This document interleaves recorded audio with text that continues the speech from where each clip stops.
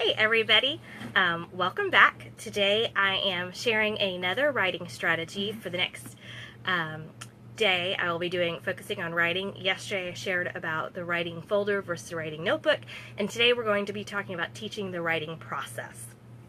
But before we jump in, a couple housekeeping kind of things to go through. Number one, if you're tuning in, I'm sorry I was late. My internet is just, I can't figure out why sometimes it works and why sometimes it doesn't. I have no idea what's going on. My husband is like techie, all that good stuff, and he can't even figure it out. So I don't know what's going on. But if you're here, I'm glad you're here, and thanks for waiting or for checking in later. If you'll just leave your name and your location and what grade you teach, that would be great.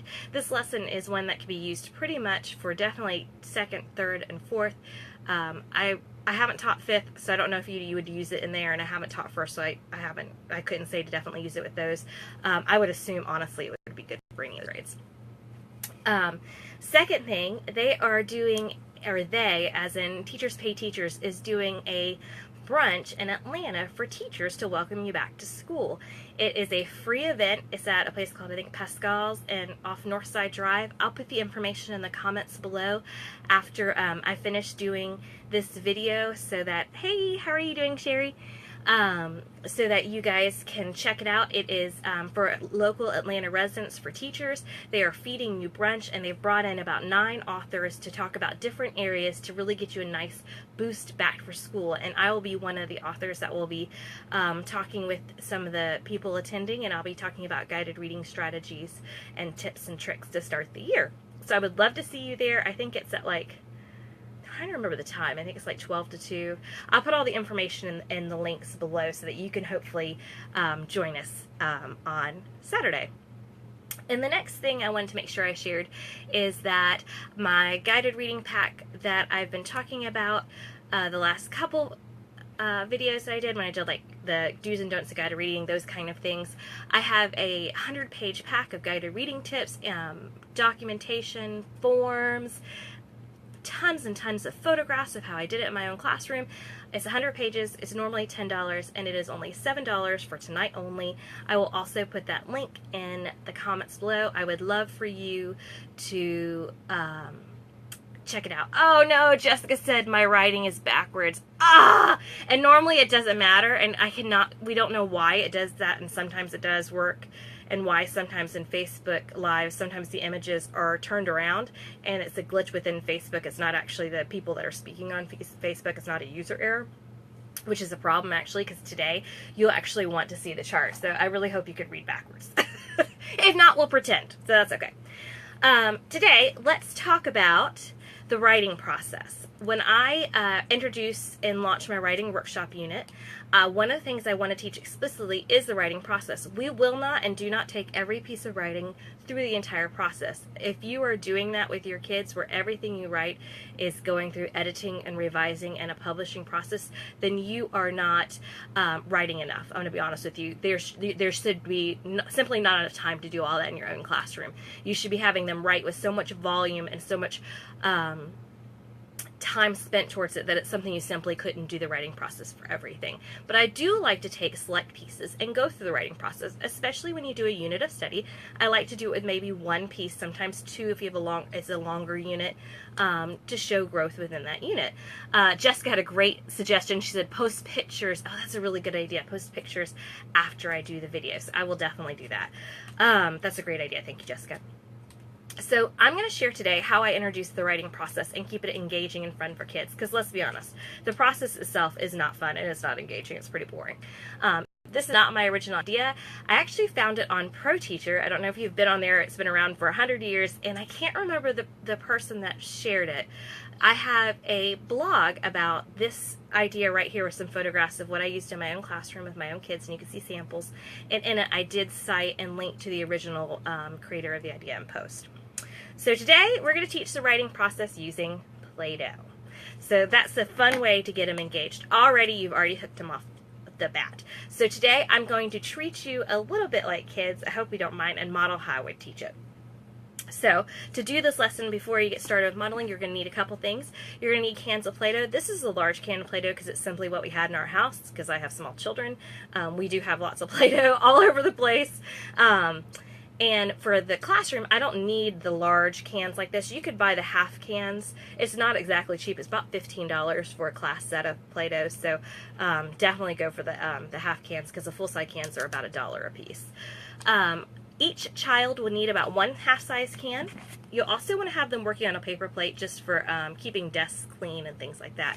You're also going to have to talk about procedures before you start it. You're going to talk about today, you're going to do something exciting and fun, but it's going to take a lot of listening and you're going to have to follow directions very well. So what that means is part of the time you're going to be with me on the carpet.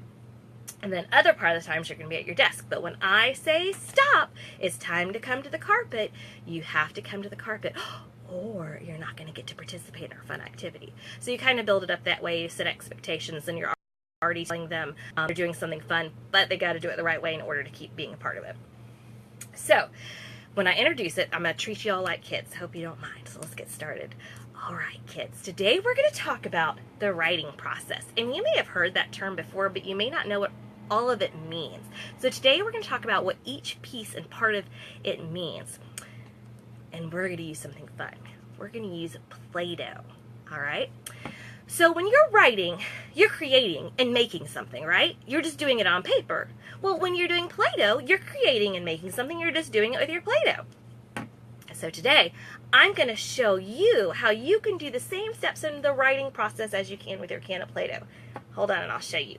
First things first, I want you to close your eyes. I want you to think about a monster. It is a monster that nobody has seen before. I want you to think about what is its face. Does it even have a face? Does it have eyes? Does it have mouth? Mouth? Maybe it has more than one. Does it have antenna? Does it have several legs? Does it have no legs and it just kind of scoots around on the floor? What does it eat? Where does it live? Does it live on another planet? Does it live on a star? Is it like a shooting star where it lives? Does it live in a spaceship? So I set the idea up with lots and lots of questions. I have them close their eyes and visualizing and creating mental images of what their monster is going to look like. So they already are getting a picture in the head. And then I say, stop. What we just did is something called brainstorming. And I actually went ahead, and it's not going to matter now because it's backwards, so sorry about that. But I go ahead and create the chart with the kids. Here, I can't create it with you guys because it would take too long with me turning and things, so I went ahead and did it in advance. So I'm sorry that it's backwards. But it says the writing process, and I would say, so when you're doing writing, what we just did is kind of part of the brainstorming pre-writing. You really spend time thinking about what you're going to write about and what you're going to do. So it's just gathering ideas. What you just did is you just thought about and gathered your ideas for your monster. So that is a form of brainstorming. A lot of times when we do brainstorming, we may do it on paper. We just did it in our heads when we were thinking about our creatures. Are you guys ready for the next step? All right. But here's the deal. We're going to touch the Play-Doh for the next part. So what you're going to want to do, it depends on how your order is, depends if your kids are engaged. You could either stop the lesson here, have each child pick out a can of Play-Doh, and it's slightly off camera, and a paper plate and take it back to their desk and then drop it off at the desk. I let my kids pick out the color because I wasn't picky about that thing. I didn't care. So they pick out their Play-Doh and then they come back to the carpet with absolutely nothing in their hands because I didn't want anything like Play-Doh at their hands to distract them. So I kept this as a lot of movement. They're going back and forth from the carpet to their seat a lot during this lesson. So by now, your kids have their paper plates at their seat. They've chosen their pieces of Play-Doh. And I say, okay, now the next step, I'm going to show you with my thing. Uh-oh, but first there's something we have to do, and it's a surprise, and I'm not going to tell you what it is. You're going to take off a small piece of Play-Doh. It could be about a ball that's about this size. You don't have to be terribly picky, but you need to take this ball and set it to the side. I like to put mine on the top of my Play-Doh can so it stays out of the way. I am not going to touch that piece of Play-Doh until Mrs. Gregory says it's time. Are you ready? So Joey, are you going to touch the Play-Doh? Susie, you're going to touch the Play-Doh? Who can tell me when you're going to touch the Play-Doh? That's right. When the teacher says it's time to say Play-Doh, everybody turn to your partner. When are you going to touch the Play-Doh? Tell your partner. Good. because that's an important step in the lesson, because they're going to use that little ball of Play-Doh later, and I want it to make a point so they realize how it relates to the writing process. So it sounds crazy, but I actually do it that much. Say, okay, I thought about my monster, and I know exactly what I'm going to do. And I have a plate that's slightly out of your view, so I was going to try to build it on camera, but I don't think it's tall enough. I'm sorry. I was going to say, I may try to get a box, but that could just lead to disaster. So, okay, I'm just gonna get it started. It's not gonna be perfect. I'm just gonna kind of put it together like this. And, okay, I got some pieces, and I'm rolling some out, and I got some more pieces. All right. So here is my Play-Doh monster. Now, I didn't spend a terribly long time. I didn't spend a lot of time fixing it. Like, I know that this side and this side is not the same. Like, I want them to be even, and they're not. But that's okay, because right now I'm just getting it on the plate. I'm just getting it started, so I have something to work with later. Because if I don't ever make a monster at all, I have nothing to work with. There's nothing there on my plate to work on. Send them back to their seats. Let them create. Give them a short amount of time. You don't want to give them too long, like maybe 5 minutes. Call them back to the carpet and say, you know what we just did? What we just did is another step in the writing process. You got your monster on the plate. You got there something to work with. You didn't spend long. You didn't make it perfect. You just got your idea on the paper plate. That is called, and I don't know if this is, I think I showed that. Okay. It's called drafting in the writing process. When you're writing, one of the things that you need to do is to just get your ideas down on the paper. It doesn't have to be perfect. It doesn't have to be beautiful. All the words don't have to be spelled correctly. You just have to get your ideas on the paper so we have something to work with. If you don't have anything on your paper, we got nothing to work with in our writing time. When we do writing workshop in our classroom, we use pencils to be doing the drafting. Some classrooms can use black pens. I've seen that done before too, especially if you don't want kids to worry about erasing too much. You can use pens. I just used pencils simply because it was cheaper, but I have used pens in the past and it wasn't a problem. And then you can say, all right, so we just drafted. Are you ready for the next part? Oh yeah, this is where it gets fun. Remember how I told you to take your ball of Play-Doh and set it to the side?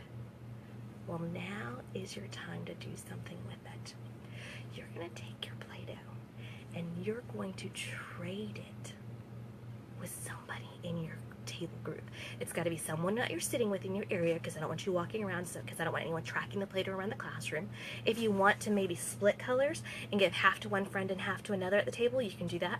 I don't care. However you want to do it is fine. But you're going to use another color of Play-Doh and you're going to add details. You might want to add eyeballs. You might want to add your tentacles. Maybe he has fur. Maybe he has spots. So you're going to add all those kind of things to your monster. Are you ready? And you're going to send them off.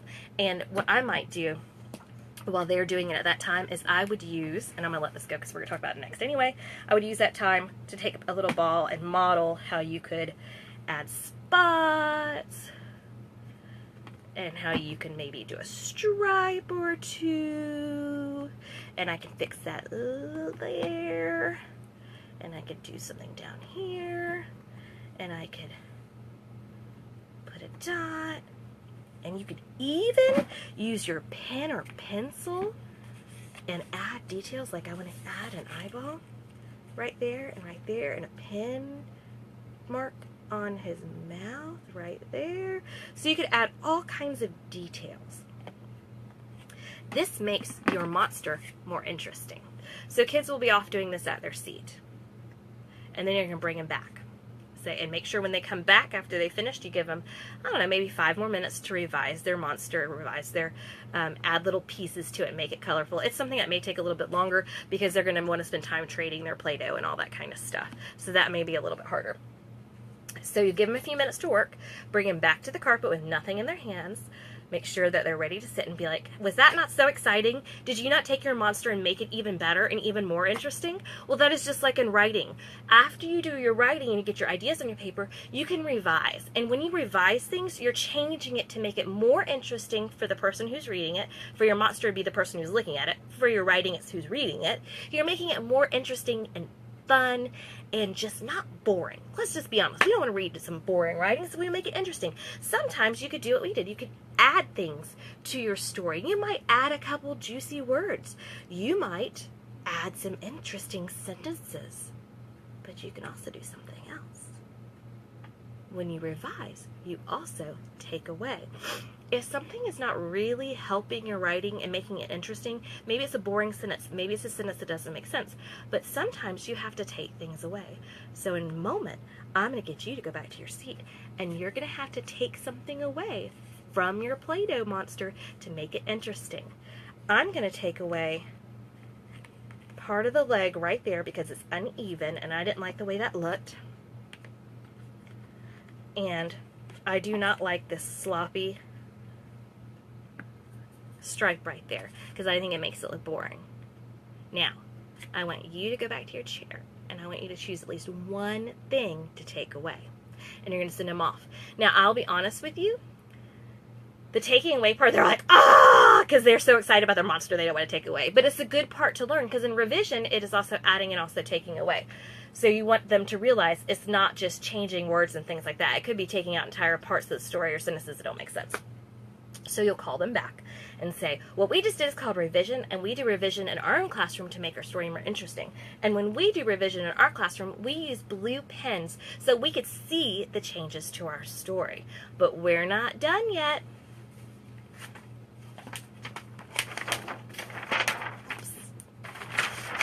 We're going to talk about the next part with our monster. Sometimes things just don't look right. Maybe with your monster, I've noticed that my dots don't really look like dots. So I'm going to take it and I'm going to squish it and I'm going to flatten it so it's neater and it looks absolutely perfect so they look like dots. Because I want it to look its very best. So I want my person who's looking at it, my viewer, to realize that these dots are spots. I don't want them to mistake them for eyes because it has eyes right there. Now, what I just did is I edited it. I made some changes to it. Sometimes your changes are there, we're fixing mistakes sometimes. So for example, my mistake was my dots didn't actually look like dots. They just look like ugly blobs. So I needed to fix that error. When you're writing, you have to fix your mistakes too. You might have mistakes like forgetting to capitalize something and you used a lowercase letter, or you may have forgotten to put periods, or you may have misspelled a word wrong. Those are all things that we can fix in our writing, and that is called editing. And when we edit in our classroom on paper, we use a red pen. And today, you're going to get to edit your creature. You're going to get to fix something that's not right. So look at your monster, think what you need to fix, and you're going to send them off to their seat to go fix it. You're going to have them not spend too long, another 5 minutes fixing something. Then you're going to bring them back and say, there's one more thing we need to do with our monster. We need to make it perfect so that whoever sees their monster knows that it's completely done and we've spent a lot of time making it something that's worth their time to look at. So one of the things I want to do is I want to make sure I clean my plate off. And you're going to say, I'm going to get away all the extra Play-Doh. Then I'm going to give this a name, like a title, and I'm going to write my name so I know who this plate belongs to. So we're going to call this, and it may not show on camera for you guys, and I apologize. We're going to call this the Spidex. And I'm writing my name, by Mandy. And it's not going to show up very well on camera because my pen's not too great. Now when I write this, I'm going to use my best handwriting because this is like publishing your writing. When you publish your writing, you clean it up like we cleaned up our plate.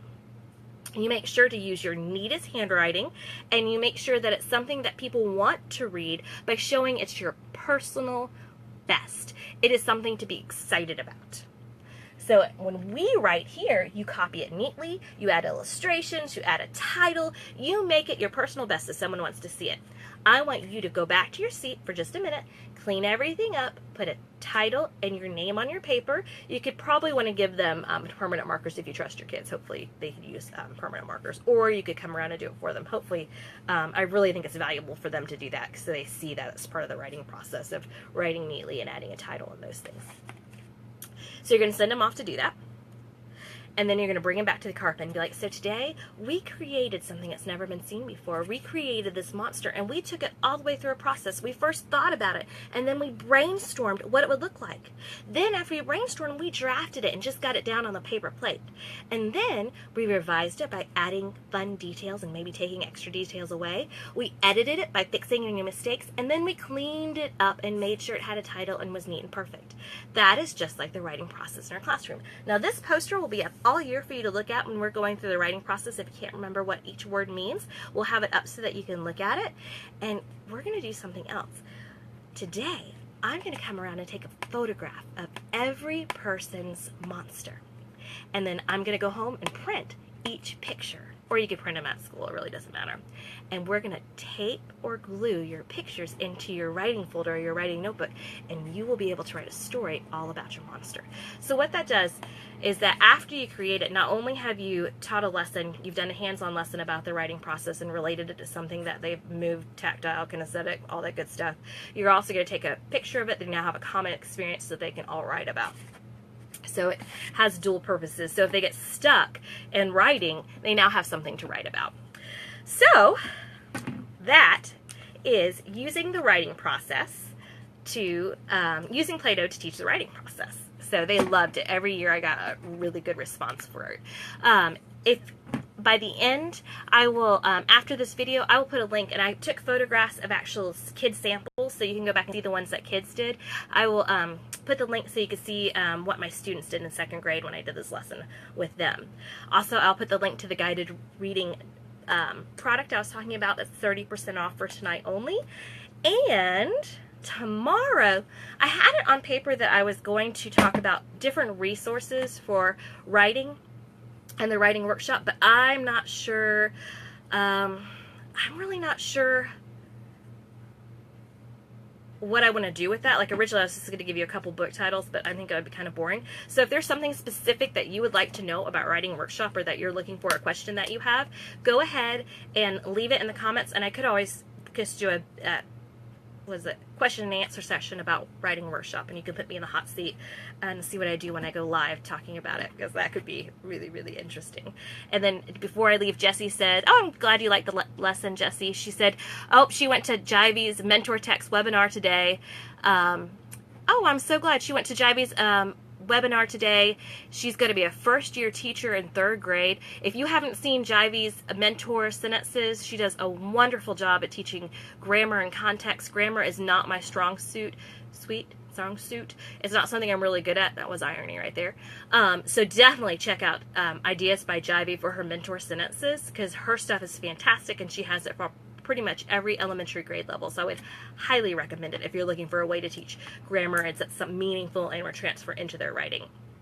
So I would love to know if there's something you're looking for in writing workshop for me to talk about tomorrow. Put it in the comments, and until then, I will see you guys tomorrow. Bye-bye. Oh, and hope to see you in Atlanta.